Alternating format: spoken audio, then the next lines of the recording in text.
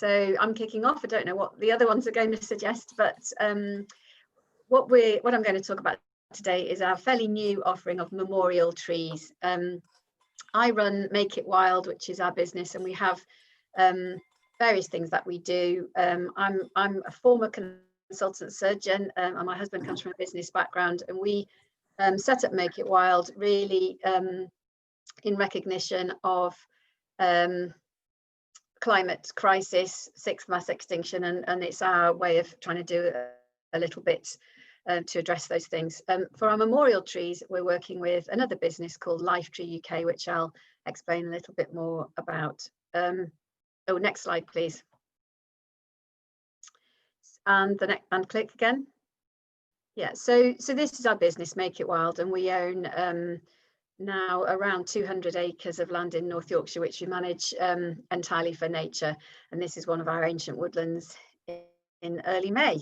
And that's our sort of mission statement. It's our aim. It's not our aim to protect nature. It's our purpose, meaning, you know, that's the reason behind everything that we do. Next slide, please. So if we go to the what we're really talking about today, which is about cremation ashes. Lots of people have approached us in the time that we've been running the business to ask about putting the ashes of a loved one around a tree or in a tree. We already offer tree dedications, and many of these are done in memorial of someone who's passed away. So I started to do a bit of research about cremation ashes, and there is a bit of a problem with planting them just as they come with a tree. And these are some of the reasons why. The ashes have a high calcium and sodium content, which actually is toxic to plants in a number of ways. Through the chemistry, absorption of too many of these salts inhibits the plant from absorbing nutrients that it needs. And the ashes are low in other essential nutrients. So that's not a very good combination, really. The other thing, which is a really major problem, is that ashes are quite alkali, which not only is toxic to plants, but it's toxic to microorganisms in the soil. And we're actually learning so much more in recent years about the importance of fungi and other microorganisms in soil for the health of the soil and the health of the plants. And just by putting ashes into soil, you can't neutralize these. You have to do something else. Next slide, please. And click again. Yeah, so this is where our partner Joe Hart from Lifetree UK comes in, and it was actually through Full Circle that we were managed to meet each other and have started working together. And Joe had developed a process by which the ashes from cremation could be combined with a special mixture to neutralize those problems that I mentioned, and then combine it into a suitable growth medium and compost in which a tree can grow. So click again, please, Sarah. Yeah, so we plant a young tree in the resulting mixture in a biodegradable pouch, and that Joe monitors the chemistry of the soil and the compost during the first few processes, then plants the tree, and then monitors the tree to make sure it's growing healthily. And this can take a number of months. But once growth is established and we can see that the tree is healthy, we then plant the tree in our new memorial woodland, which is in Nidderdale Area of Outstanding Beauty. And we've bought some land especially to run this service, we'll have a few trees around the edge, which will be sort of our trees just to establish it to look like a woodland. But then all the trees there will be memorial trees. Each will come with a plaque to say who it's in memory of. Next slide, please. So this is Joe. These are just little snippets from a film actually that he's made, and he would have come to speak as well, but unfortunately he couldn't get out of some other commitments. So this is his studio of Lifetree UK. He's planting the tree there in the compost, which has been through his special process, and there it is in the middle in the biodegradable pouch. ready to be taken to our land and planted. Next slide, please. So this is a view of the field just after it had been mowed. It's in Nidderdale area of outstanding beauty, and it's a gorgeous spot, a field that slopes down towards the river, with lots of ancient woodland and conifer woodland around. There's a footpath nearby, so family can come and visit the tree and then go for a walk if they wish. And it's got a really lovely feel to it. Next slide, please. So we're very experienced in planting trees. We will be planting our 40,000th tree this season. We started with our first land about 9 years ago and planted 20,000 trees there, which is now a thriving young woodland, which you see at the right. And we have continued to plant trees. We are major contributors to the Northern Forest, actually. And these trees that you can see on the left are trees planted last year in our main location, which is called Bankwoods, which is just outside Summerbridge in Nidderdale, not far from Harrogate. So we know how to look after trees. We do successfully get them to become bigger trees, and with all our land, it's protected nature reserves, and the trees will never be cut down. They will remain as woodland in perpetuity, and that's very important to us and our whole ethos, really. It's all about giving land back to nature and biodiversity, habitat creation. So it fits very well with a sort of memorial tree. Next slide, please. And click, yeah. So the way clients can either purchase through our website, and there's a product on our online shop, which they can just directly purchase it, and then we'll contact them to make arrangements, which people have been doing, and that process seems to work. Or if they want me to phone them and talk them through the process, I'm very happy to do that as well. And that's my email address. I've also put it in the chat. And we kind of help the family through the whole process. So Joe actually will go and collect the ashes, and he had set up his business creating these life trees to plant in pots. And the missing link was he didn't have the land, so that's how we've come into the partnership. But he is very determined that he will go and collect the ashes because he doesn't trust anyone else to handle them, a courier or whatever. So we make that arrangement. Joe will then do his process with the ashes and the special compost, establish the tree in its pouch, and then we'll plant the tree on a suitable date. And one more click, please. Yeah, and the family can join us for the tree planting, and we've tended to arrange these in the spring when hopefully the weather's better, people can get there, and the tree will look, will be in leaf and will look like a tree, not just a twig, as they tend to at this time of year. Next slide, please. So I think that's my last slide, isn't it, Sarah? So yeah, so that's our offering of memorial trees. As I said, there's more information on our website, or people can feel free to share my email address and I'll give people a call. Super, thank you very much, Helen. We're not going to take questions now. We're going to go through all four and then do some questions after. So next up is head over to you, Victoria, if that's okay.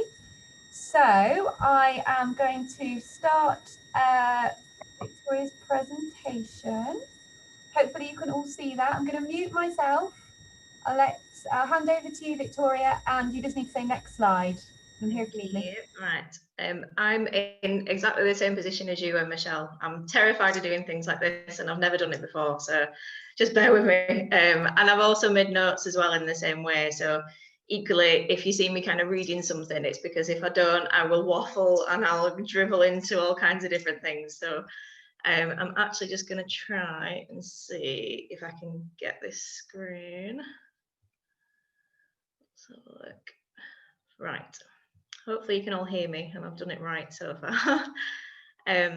So I know that Sarah is going to do like a little slideshow for me. There's not really a great deal of content in the slideshow, so feel free to just click through as I'm speaking, Sarah. It's absolutely fine. My name's Victoria Walker.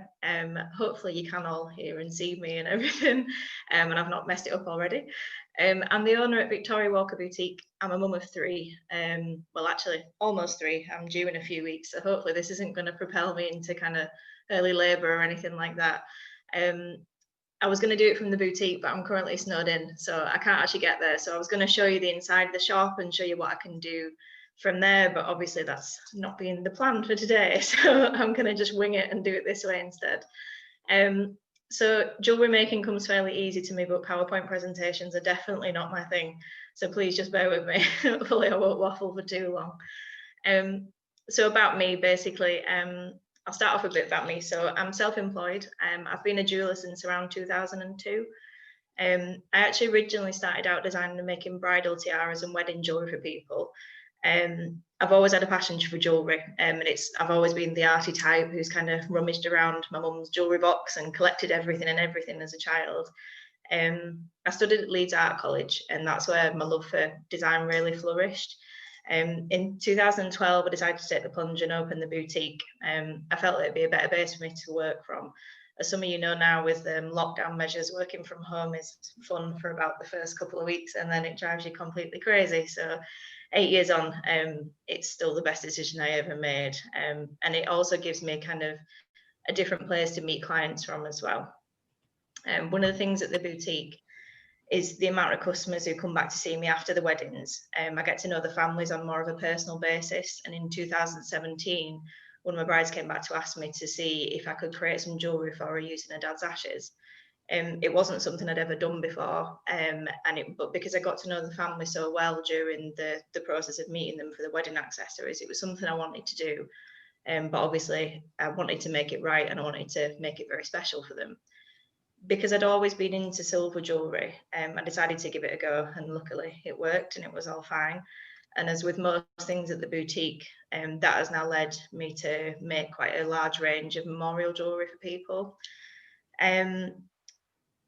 At this point, I didn't really advertise any of my memorial work. It was purely just word of mouth that brought people to me.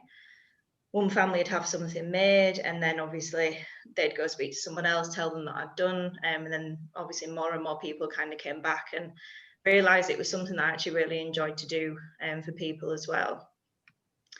The why is, for me, I'd gone from making and designing jewellery, which at the time I thought was really meaningful for people, but obviously creating memorial jewellery took it to a whole new level for me. There was just something really obviously different about the impact that it had on the families, and I knew that it was something that I'd hopefully do for the rest of my career, or I'd like to.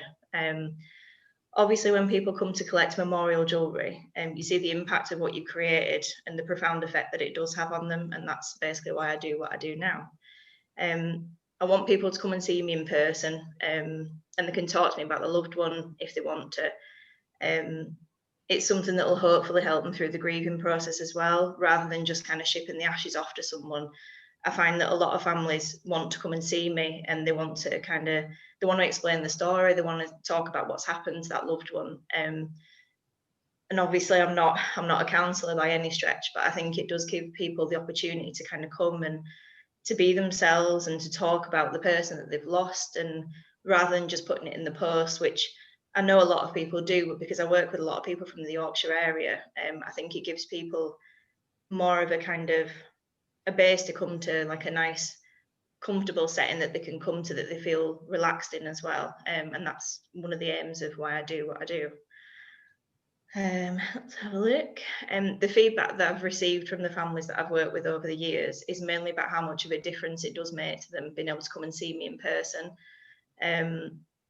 I do get people coming from kind of down south and from Scotland and things like that. It's not always possible for the people to obviously travel to see me and things like that. So what I tend to do is I will do things over the internet. I'll speak to them over the phone and things as well. If people can't get to the boutique, then when we have an ashes pack that we can send out to families as well. This is the way for them to kind of send the ashes to me in the post if they want to. Not a lot of families like to do that. They do like to travel and come and see me. But obviously everyone's individual and everyone's different. So it's just what everyone feels really comfortable with. because I don't have a giant team of people around me. It is just me. But I think that's kind of a nice thing for families, that they get to meet the person dealing with the ashes, and then they get to see the person who's actually going to do it for them as well. So I've been chosen by lots of families, lots of people who've lost children and other family members. And as a mum, it did hit me really hard the first time that I had to do that for them. But it made me realise the raw side of why I need to do these pieces for people. It's not just about creating jewellery, it's about giving people comfort in literally the hardest time that they've ever experienced. For me, it was a good opportunity to kind of offer something new and something different in the form of jewellery that's genuinely wearable. Possibly kind of when you pass people in the street, they're not going to know exactly what it is that you're wearing. With some memorial jewellery, I find that it's really obvious what it is when you see it. I like to just create jewellery that's beautiful and wearable, whether it be like a Pandora style charm, or spinning rings and things like I'm wearing now, or chunky eclectic pieces and things like that. Spinning rings are great for helping to relieve anxiety. A lot of people buy those from me anyway, and then they'll come back to see me and have ashes added later if they do lose someone. I think that with jewellery, obviously, you can have memorial jewellery, which is your kind of standard memorial cup, and it's quite obvious to people what it is. I like people to come to the boutique and choose the jewellery from what you'd class as my normal jewellery range, and then I adapt it and make it into memorial jewellery for people, and they can put their ashes in there. People always say that they get kind of stopped in cafes and bars and things and ask where they got the necklace from or the ring. To them, it just looks like a nice handcrafted piece of jewellery, but obviously to the person wearing it, it's a memorial piece.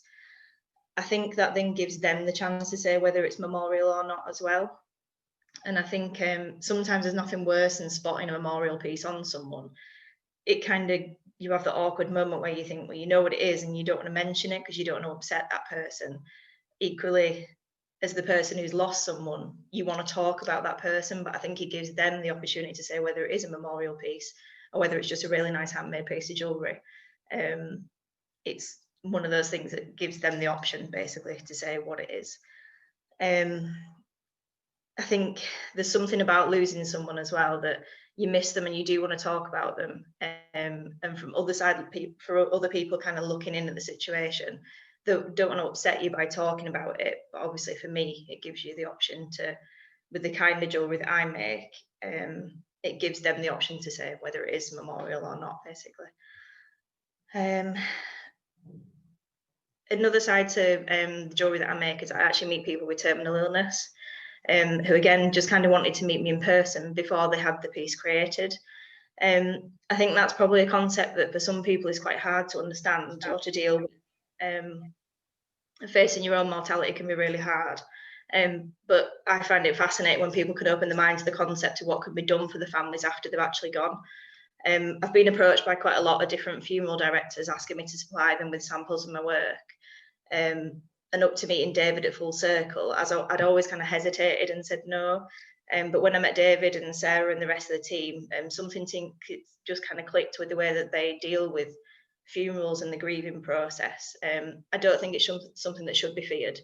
I think it's something that everyone can kind of work towards. And the days of kind of dark red carpets and really scary rooms that you walk into are now hopefully a bit of a thing of the past, now that people like David and his team are making amazing memorials for people as well.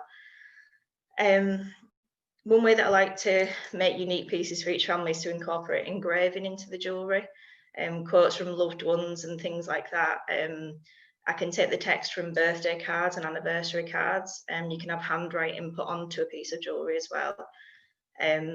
One of the most popular prints that I do is after people have passed away, I can work with the funeral home and I can actually take fingerprints or handprints as well. This, for families who've lost children and things like that, is really comforting for them, to have kind of the small handprints and things kept. During the first lockdown last year, these were incredibly, they were really important for the families, for people who couldn't visit the wards, people who couldn't go see the loved ones. And it's something that I've continued to do, just because it gave them something something they could hold on to and something they could remember each person by as well. And for families who don't have ashes, obviously not everyone's cremated. Some families will choose to have the loved ones buried. I can dip petals from the flower arrangements. They can have them cast in sterling silver and they can be used as keepsakes. I can use locks of hair in the same way that I would use the ashes as well. But the print work and things is always really comforting for those families too. Hopefully I've not waffled for too long. I think that's probably my time up now. So I'll send it back over to you guys. Thank you. You have not waffled at all. There's a few questions coming through for It's you. very red. In the I feel chat very box. warm now. No, it's lovely. Thank you. And I things like flower petal, I don't know any of that. So that's really helpful. So we're going to come back to your questions at the end. So I'm going to hand over to Jason, and then I think either Anna or Michelle, or maybe both, are going to... Yeah, great. Well, let's have a chat with Jason first, and then we'll come back to you, Michelle, and we'll take it from there. So, Jason, are you good to go? Oh, there you are. Can find you. Super. Over to you, Jason. Yeah. Hi there. Yeah, my name's Jason Leach, and I run a company called Untitled. We press ashes into vinyl records. I'll give you a little bit of brief history first. I've been making records for many, many years, releasing my own music. And I sort of got to the point where I thought, you know, maybe one day I will die. Hadn't really considered it. Had a very lucky, sheltered life, and actually think I was actively sort of sheltered really from family members who died when I was younger. It was something that wasn't really spoken about, and I found that interesting and difficult. And my mother got a job at funeral directors, and started saying, your age, you know, we've seen lots of young lads your age coming through. I was a bit younger then. And she said, you know, you need to start thinking about what you want to do, because, you know, it's a reality and it happens to everyone. All obvious things, but something that, you know, I recognized I didn't want to accept almost. I was actively not thinking about it. So I did think about it, and I was wondering what I'd like to do. And it just sort of occurred to me, well, I think I'd like to be able to be played. I'd like to be able to have my voice heard by my distant descendants, as it were, my great grandchildren. I'd like them to hear me speaking, maybe hear a bit of music I've made. And I sort of started thinking about that idea and exploring how I might be able to do it. And then really the concept came from that. I'll show you first example of what you get. Hopefully you'll be able to see it. I don't know whether the light will show the ashes in there. Can you see that? Well, hopefully you have seen that. And so you can see we generally use clear vinyl. They're real vinyl records. We've obviously changed the process a little in order to encapsulate the ashes properly within the records. There's a number of different options. Obviously, we've got printed sleeves, just like a normal record, and people tend to put photographs, often comment, you know, little notes or letters or things that these people have written. There's also the label in the center circle of a record, which people can use for more photographs. There's the A and the B side. And then the one other area that can be used is the inner sleeve. This is actually slips into the outer sleeve. This is an example of one where lots of different friends had written notes about the person who passed away, and they sort of compiled them and then printed them on either side. So it shows that there's a lot of different options. So the prices do vary significantly. One of the ways that you can save money is by having a clear cover, for example. You can still see the ashes. Even sometimes people choose not to have printed labels and they stick something on themselves afterwards. And you can even go so far as to just have one side of playable audio, because you'll still have a vinyl record, but you're actually saving half the cost. A lot of the cost is in the generation of the pressing plates and preparation of the audio. So you can save a lot of money in that way. Lastly, we've got the option of coloured vinyl. You can see here that some people choose to have different coloured vinyl. What we've, as I said, the idea came about really for myself. It was never meant to be a commercial enterprise, as it were. It was just an idea for myself, and I put a website together exploring the concept. I was actually having a bit of fun with it at the time because it was the best way for me to deal with the inevitability, as it were. And it went mad all over the world. I mean, we were in magazines and on the radio, all over the place. This was in about 2006. And then people started asking me to do it.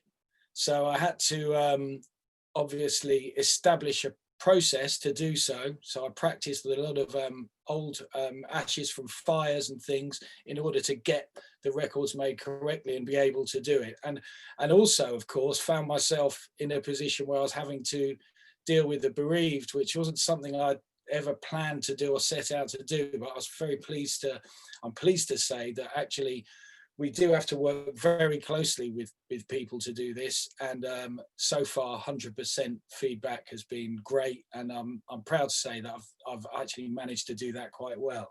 And we now have a business running, and we deal all over the world. We still happen to be the only people in the world that do it, which is quite something. Yeah, so that's where we're at.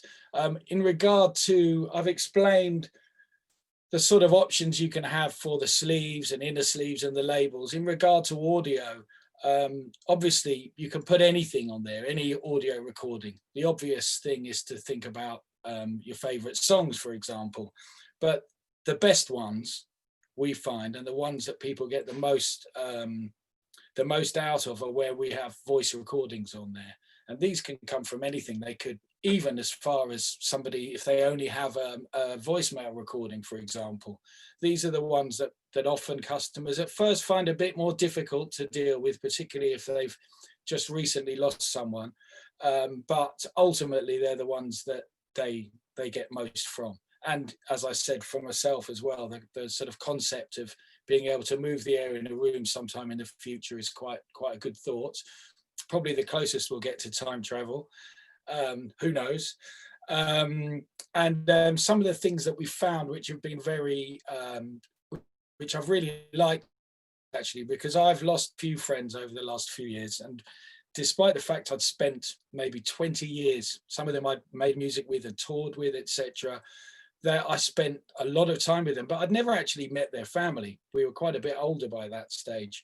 And one of which actually I didn't even get invited to the funeral, which was not surprising because I didn't know them. They didn't know how to get hold of me, but I did note that. And what we found with the records is, because you can make a number, we use a very small amount of ash in each record. It's about half a teaspoon.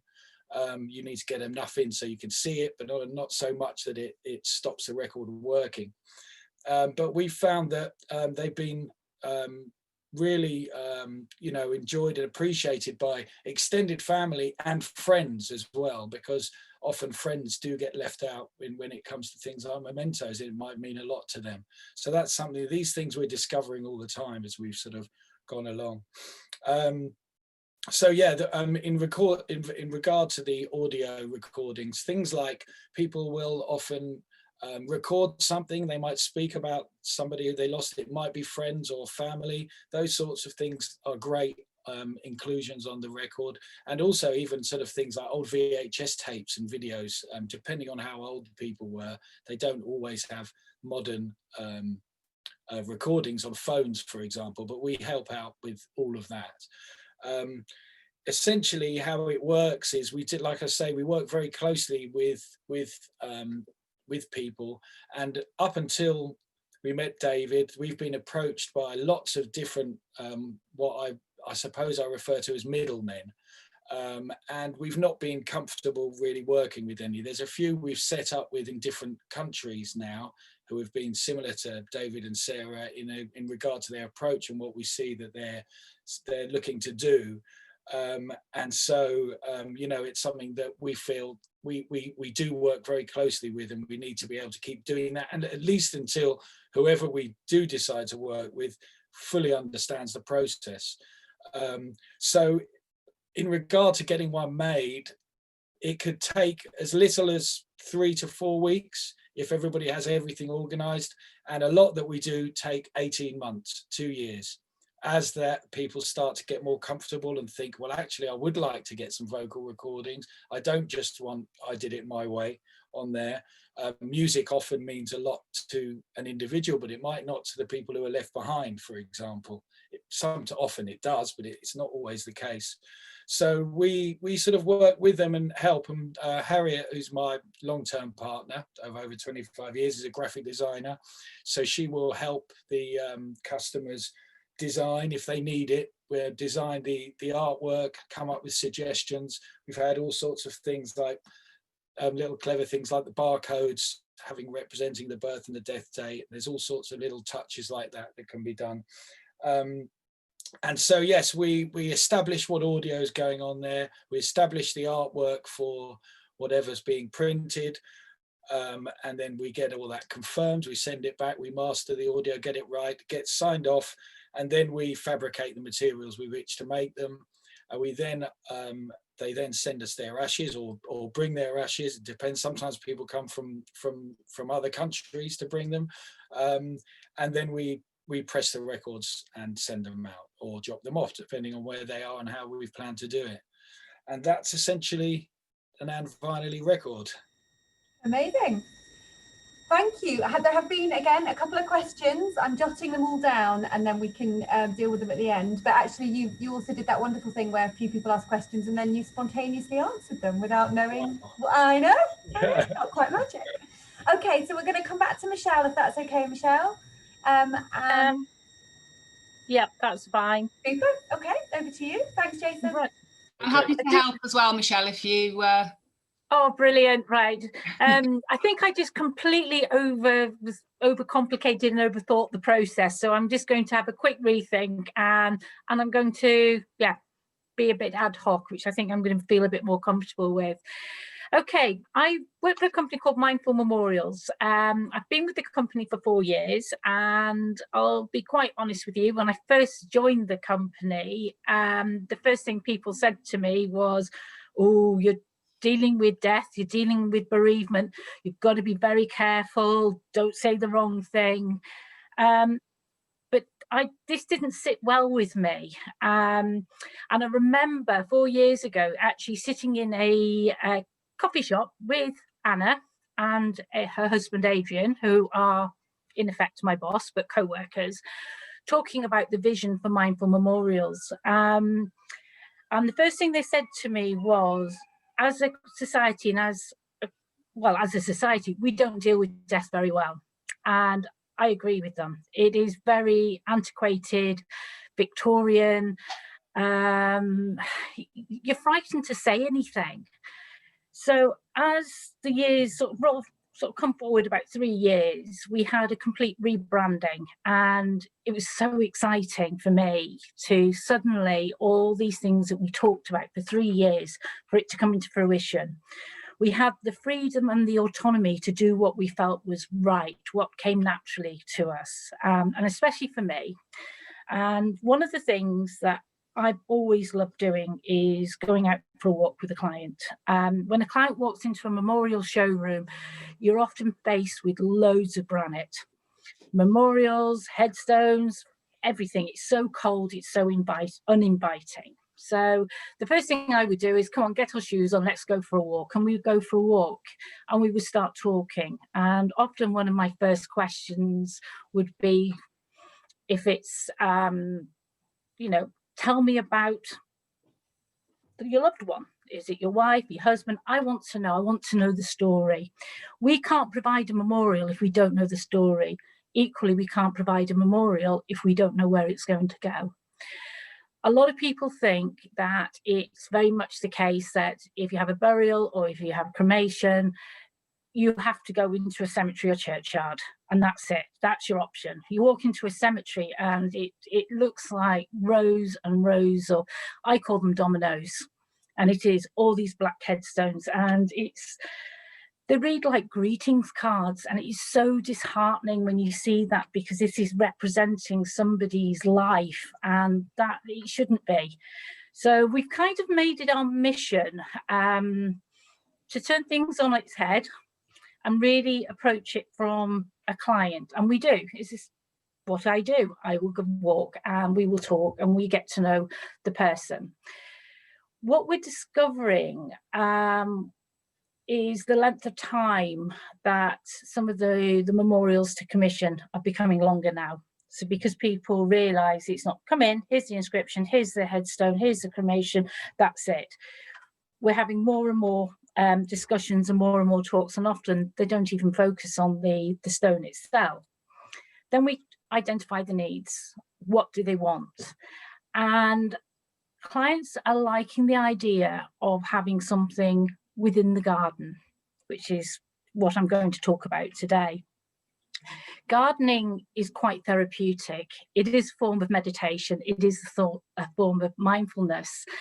And instead of maybe looking at having something that is going into churchyard or cemetery, we can look at our garden to create a focal point, create somewhere that we can design and sit and reflect. So sort of things that we can offer as a company in the design sort of processes.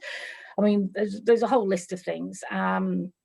You may want to consider, let's say, a bird bath in the corner. Not many people will be aware that with a bird bath, you can actually have a secret area to put ashes. So, and we can design just about anything. I'm just looking, so I'm just going back to my notes.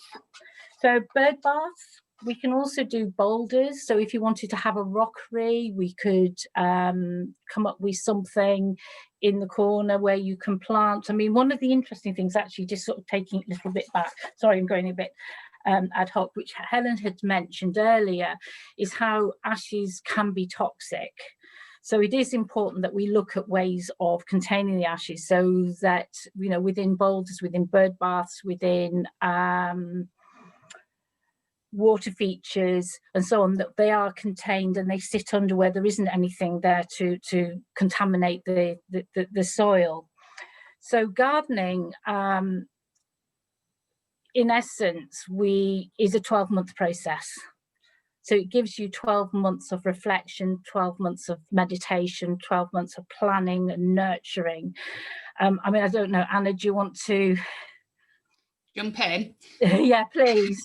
Yeah, well, one thing I think that's important as well is these products can be personalised or not personalised. So a little bit similar to what Victoria was saying about sometimes people are happy for other people to know that this is a bereavement product or a memorial product, and sometimes they're not. So the great thing about creating something in your garden is you can have, we can add lettering to the bird bath or water feature. So we could put lettering on that was the name or a poem or something like that, or they could have it completely plain and you know, therefore not have to you know, not have anyone else necessarily knowing what it was. So so it's completely bespoke, really, so they can add to it or not, depending on what they prefer.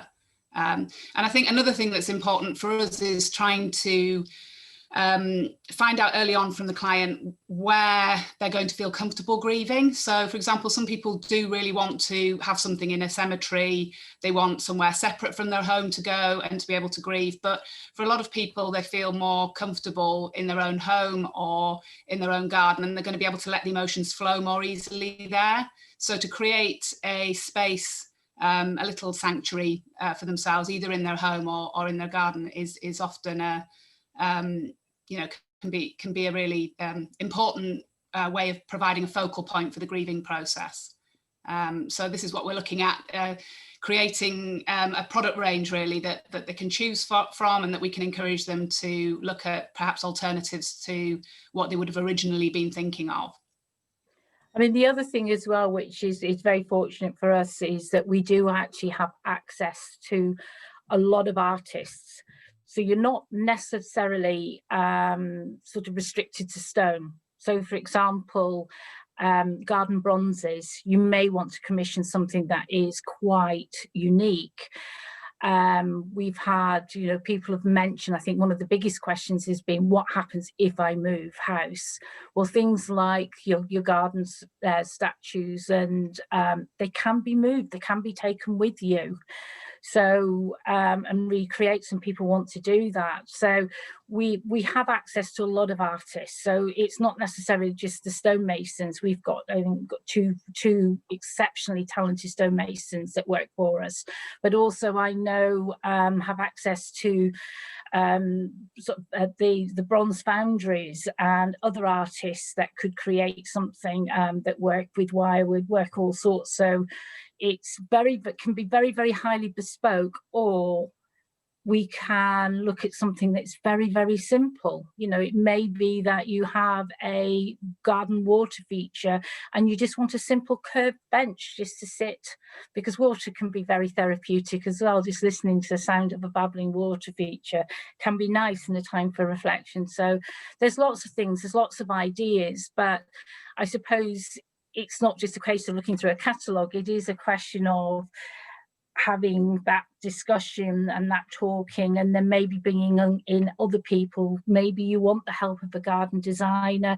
maybe you want the help of commissioning something that's very bespoke, and we can take that and help you. But we are very aware, I think, very much like Jason was saying, there is no time frame for anything. It could be that you come in and it's all done and dusted inside of 2 weeks, or in some cases we've had clients who've been with us for over 2.5 years, and it is what it is. It takes that time, there is no rush. So yeah, and I think, like Victoria was saying as well, I think sometimes the actual process itself of working with an artist, working with somebody creative, can actually form a sort of therapeutic aspect as well. So we're very keen.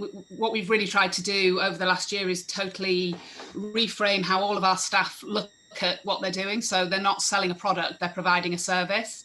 So that aspect of being able to form a connection with the client, and the whole process then of commissioning the memorial forms part of that grieving process for them, which we believe is really, really important. And then hopefully the product at the end of it also provides that focal point and is the right thing for them, because like everybody, I think, has mentioned, we're all unique, and what suits one person isn't necessarily going to suit another. So it's it's really trying to form that connection with the client that enables us to find the right thing for them. So perfect. That sounds like the most beautiful note to end it on. So thank you very much. You were the fabulous tag team between the two of you. So what I'm going to do now is thank you to all of the speakers. All of the websites are in the chat box and could be sent out to anyone who wants to. I'm going to stop the recording now, and then we're going to start off with some questions that I've noted down, and then we'll open the floor. We've got 10 minutes or so.